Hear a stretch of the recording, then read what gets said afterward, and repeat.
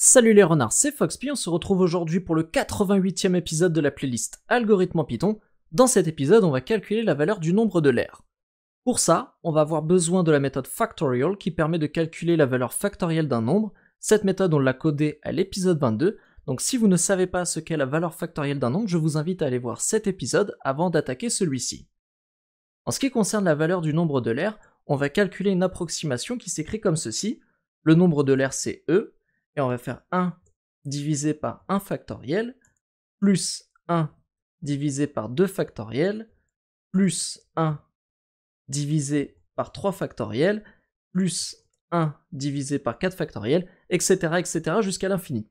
Alors nous, on ne peut pas calculer jusqu'à l'infini, donc ce que l'on va faire, c'est que notre méthode, elle va prendre un chiffre n en paramètres, choisi par l'utilisateur, et si on a un n est égal à 9, eh bien on ira jusqu'à 1 divisé par 9 factoriel, et on s'arrêtera là dans l'approximation du nombre de l'air.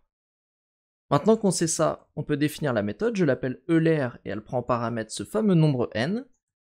Je vais au tout début instancier ELair number qui sera égal à 0, qui contiendra l'approximation du nombre de l'air. Et enfin, on peut faire des tours de boucle for i in range n, ELair number, plus égal 1 divisé par factorial de i. Et enfin, on peut renvoyer ELair number. Là, nous avons codé la méthode qui permet d'approximer la valeur du nombre de l'air, et on va la tester. On peut choisir notre n, ici je vais mettre ELair de n est égal à 3, et on va afficher, il trouve 2,5. Ok, alors juste, petit aparté, mais ici sur Wikipédia, on peut voir que le nombre de l'air est environ égal à 2,71828. Ok, donc là, avec 3 chiffres, on arrive sur une approximation qui est quand même assez loin de la vérité. Donc on va tester avec 4.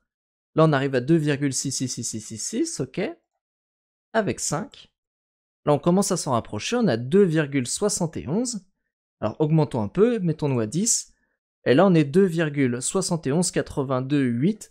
On retrouve bien la valeur ici sur Wikipédia du nombre de l'air. On peut donc considérer que notre méthode est fonctionnelle.